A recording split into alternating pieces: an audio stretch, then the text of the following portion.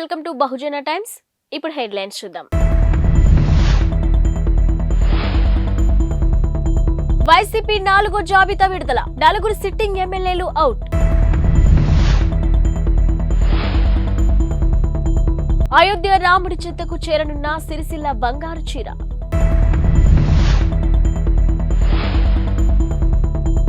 మణిపూర్లో మళ్లీ మొదలైన హింస, 7 మృతి. వచ్చే ఎన్నికలకు సంబంధించి వైసీపీ నాయకత్వం మార్పులు చేర్పులు చేస్తున్న సంగతి తెలిసిందే. ఇప్పటికే పలువురు సిట్టింగ్లకు టికెట్లను నిరాకరించగా ఇక చాలా మందికి స్థానచలనం కలిగింది. తాజాగా 4వ జాబితాను వైసీపీ విడుదల చేసింది.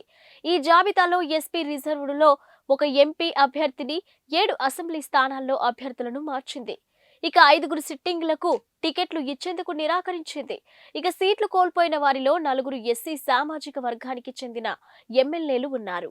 నందికొట్కూర్, తిరువూరు, సింగనమల, మడకశిర నియోజకవర్గాల సిట్టింగ్లకు టికెట్లను నిరాకరించారు. ఇక deputy CM Gangadhara Nellore, MLA నారాయణస్వామిని చిత్తూరు పార్లమెంటుని నియోజకవర్గ ఇన్ఛార్జిగా నియమించారు. సిరిసిల్ల చేనేత కార్మికుడు హరిప్రసాద్ కు అరుదైన గౌరవం దక్కబోతుంది. ఆయన రూపొందించిన బంగారు చీరను అయోధ్యకు పంపిస్తున్నారు. ఇక బీజేపీ జాతీయ ప్రధాన కార్యదర్శి, కరీంనగర్ ఎంపీ బండి సంజయ్ ఈ చీరను పరిశీలించారు. ఈ సందర్భంగా ఆయన మాట్లాడుతూ ఈ నెల 26న ప్రధాని మోదీకి ఈ చీరను అందిస్తామని తెలిపారు. శ్రీరాముడి పాదాల చెంతకు చీరను చేరుస్తామని చెప్పారు. ఇక మరోవైపు హరిప్రసాద్ మాట్లాడుతూ 8 గ్రాముల బంగారం, 20 గ్రాముల వెండిని ఉపయోగించి 20 రోజుల్లో చీరను తయారు చేశామని తెలిపారు. శ్రీరాముడి చిత్రంతో పాటు రామాయణ ఇతివృత్తాన్ని తెలియజేసే చిత్రాలు ఈ చీరలో ఉన్నాయని వెల్లడించారు. ఇక చీరకు సంబంధించిన చిత్రాలను బండి సంజయ్ తన ఎక్స్ ఖాతా ద్వారా షేర్ చేశారు. ఇక ప్రధానమంత్రి చేతుల మీదుగా శ్రీరాముడి వద్దకు ఈ చీరను ఉంచేందుకే సిద్ధపరచడం సంతోషంగా ఉందని చెప్పారు. ఇక గతంలో అగ్గిపెట్టెలో చీరను ఉంచిన చరిత్ర సిరిసిల్లదే అని కొనియాడారు. ఇంతటి గొప్ప నైపుణ్యాన్ని సొంతం చేసుకున్న చేనేత రంగాన్ని ప్రోత్సహించాల్సిన అవసరం ఎంతైనా ఉందని పేర్కొన్నారు. ఇక చేనేత కార్మికులను ఆదుకునేందుకు తన వంతు కృషి చేస్తానని హామీ ఇచ్చారు. గత కొన్ని రోజులుగా ప్రశాంతంగా ఉన్న మణిపూర్లో హింస మళ్లీ మొదలైంది. ఇక బిష్ణుపూర్ జిల్లాలోని గురువారం మరో 4 హత్యకు గురయ్యారు. వీరితో కలుపుకొని తాజాగా హింసలో మృతి చెందిన వారి సంఖ్య 7కు పెరిగింది. ఇక వీరిలో 2 పోలీసులు కూడా ఉన్నారు. మోరే గ్రామంలోని సాయుధ మిలిటెంట్లు వీరిని కాల్చి చంపారు. మరో గ్రామంలో దుండగులతో జరిగిన ఎదురు కాల్పుల్లో విలేజ్ వాలంటీర్ మృతి చెందాడు. ఇక రిజర్వేషన్లో విషయంలోని కుకీలు, మొయిటీలకు మధ్య తలెత్తిన అల్లర్లతో అల్లకల్లోలంగా మారిన మణిపూర్ ఇటీవల జరిగిన ఘర్షణలో 175 మందికి పైగా ప్రాణాలు కోల్పోయారు. వందలాది మంది గాయపడ్డారు.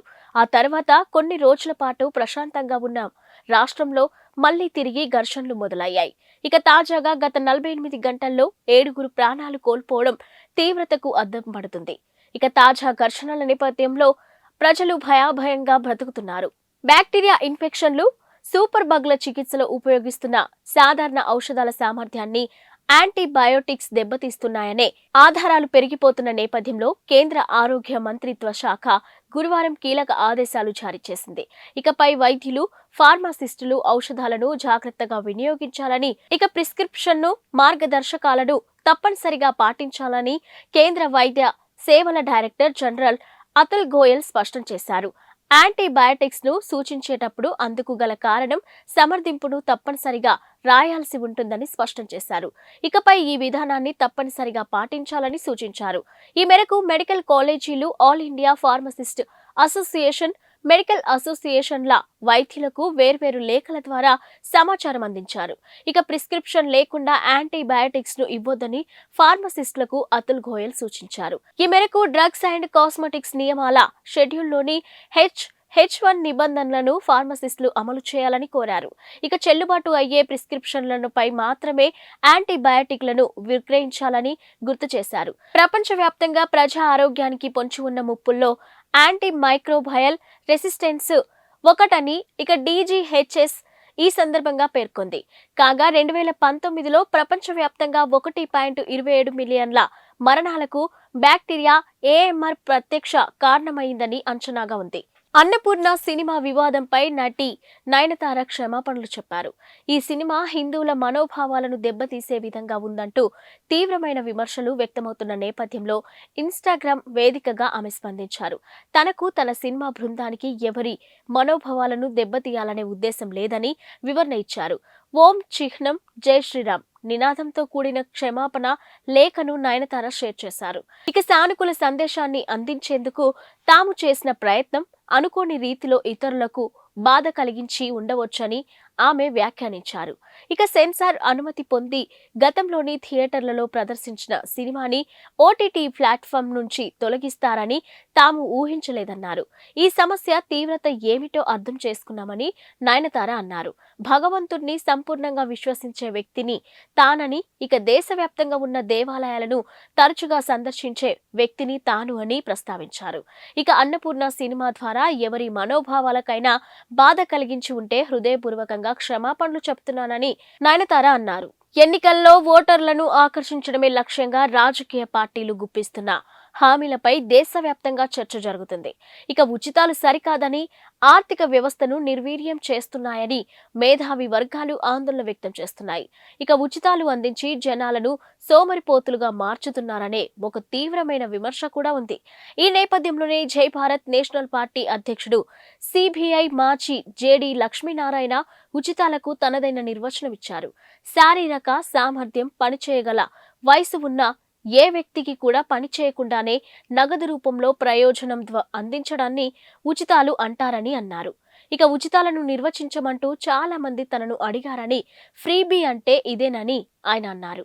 ఈ మేరకు గురువారం ఆయన ఎక్స్ వేదికగా స్పందించారు. యావత్ దేశం 1000 కళ్లతో ఎదురు చూస్తున్న అయోధ్య ప్రాణ ప్రతిష్ఠ కార్యక్రమానికి ముందు గురువారం కీలక ఘట్టం మొదలైంది. ఇక ప్రత్యేక పూజలతో మధ్యాహ్నం సమయంలో రామ్ లల్లా విగ్రహాన్ని ఆలయ గర్భగుడిలో పెట్టారు. 22న జరగనున్న ప్రాణ ప్రతిష్ఠ వరకు బాలరాముడు విశేష పూజలు అందుకోనున్నాడు. కాగా గర్భగుడిలో ప్రతిష్ఠించిన బాలరాముడి విగ్రహం తొలి ఫోటో బయటికొచ్చింది. ఇక విగ్రహం ముఖాన్ని పరదాతో కప్పి ఉంచినప్పటికీ మిగతా రూపు కనిపించింది. నిలబడిన ఆకారంలో 5 ఏళ్ల పిల్లవాడిగా అయోధ్య రామయ్య కనిపించాడు. నల్లరాతితో 51 అంగుళాల ఎత్తుతో తయారు చేసిన ఈ విగ్రహాన్ని మైసూరుకు చెందిన కళాకారుడు అరుణ్ యోగిరాజు చెక్కాడు. కాగా జనవరి 22న ప్రాణ ప్రతిష్ఠ కార్యక్రమం జరగనుంది. ఇక ప్రధానమంత్రి నరేంద్ర మోదీ ముఖ్య అతిథిగా హాజరవనున్నారు. మరుసటి రోజు అంటే జనవరి 23 నుంచి భక్తులు అయోధ్య రాముణ్ణి దర్శించుకోవచ్చు. ఇక ప్రాణ ప్రతిష్ఠ కార్యక్రమానికి సుమారుగా 11,000 మంది అతిథులను ఆలయ ట్రస్ట్ ఆహ్వానించింది. వివిధ రంగాలకు చెందిన ప్రముఖులు ఈ జాబితాలో ఉన్నారు. వారిలో cricket legends Sachin Tendulkar, Virat Kohli, Bollywood super star Amitabh Bachchan తో పాటు పలువురు సెలబ్రిటీలు కూడా ఉన్నారు. ఏపీ కాంగ్రెస్ చీఫ్ షర్మిల తనయుడి ఎంగేజ్మెంట్ ఫంక్షన్ హైదరాబాద్ లోని గోల్కొండ రిసార్ట్స్ లోని ఘనంగా జరిగింది. ఈ కార్యక్రమానికి వివిధ రంగాలకు చెందిన ప్రముఖులు హాజరయ్యారు. ఇక జనసేన పార్టీ అధ్యక్షుడు పవన్ కళ్యాణ్ కూడా ఈ నిశ్చితార్థ వేడుకకు విచ్చేశారు. త్వరలో ఒక్కటి కాబోతున్న రాజారెడ్డి, అట్లూరి ప్రియలకు పవన్ కళ్యాణ్ శుభాకాంక్షలు తెలియజేశారు. ఇక షర్మిల బ్రదర్ అనిల్, రాజారెడ్డి, అట్లూరి ప్రియలతో కలిసి పవన్ ఫోటోలకు ఫోజులిచ్చారు.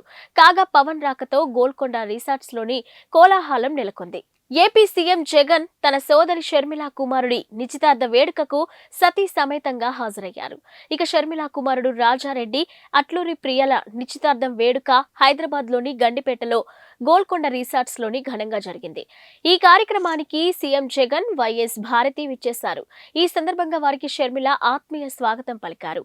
ఇక నిశ్చితార్థ వేడుక జరుపుకుంటున్న మేనల్లుడు రాజారెడ్డిని సీఎం జగన్ ఆప్యాయంగా హత్తుకున్నారు. ఇక రాజారెడ్డికి, అట్లూరి ప్రియకు శుభాకాంక్షలు తెలియజేశారు. ఆమె తల్లిదండ్రులకు అభివాదం చేశారు. ఈ వేడుకకు విచ్చేసిన తల్లి విజయమ్మతోనూ జగన్ ముచ్చటించారు. ఈ కార్యక్రమానికి వైసీపీ అగ్రనేత వైవి సుబ్బారెడ్డి కూడా విచ్చేశారు. గుజరాత్ లో విషాద ఘటన చోటు చేసుకుంది. పిక్నిక్ కు వెళ్లిన 16 మంది విద్యార్థులు ఇటీవల టీచర్లు నీట మునిగి ప్రాణాలు కోల్పోయారు. వడోదరాలోని హరిణి సరస్సులో ఈ దుర్ఘటన జరిగింది. వడోదరాకు చెందిన ఓ ప్రైవేటు పాఠశాల తమ విద్యార్థులను హరిణి సరస్సు వద్దకు విహారయాత్రకు తీసుకెళ్లింది. ఇక విద్యార్థులు సరస్సులో విహరించేందుకు ఓ పడవ ఎక్కారు. వారితో పాటే ఉపాధ్యాయులు కూడా ఎక్కారు. పడవ సరస్సులో కొంత దూరం వెళ్లగానే తిరగబడింది. ఆ సమయంలో పడవలో 27 మంది ఉన్నారు. వారిలో 18 మంది మృత్యువాత పడ్డారు. ఇక ఈత రాకపోవడంతో నీట మునిగిపోయారు. కొందరిని బోటింగ్ సంస్థ సిబ్బంది కాపాడారు. ఈ ప్రమాదంపై కేసు నమోదు చేసుకున్న పోలీసులు దర్యాప్తు ప్రారంభించారు. సామర్థ్యానికి మించి పడవలో ఎక్కువ మందిని ఎక్కించడం వల్లే ఈ దుర్ఘటన జరిగింది ఉంటుందని భావిస్తున్నారు. కాగా పడవలోకి ఎక్కిన వారికి లైఫ్ జాకెట్లు కూడా లేవని తెలుస్తుంది. ఇవి ఇప్పటివరకున్న బులెటిన్ అప్డేట్స్. Keep watching.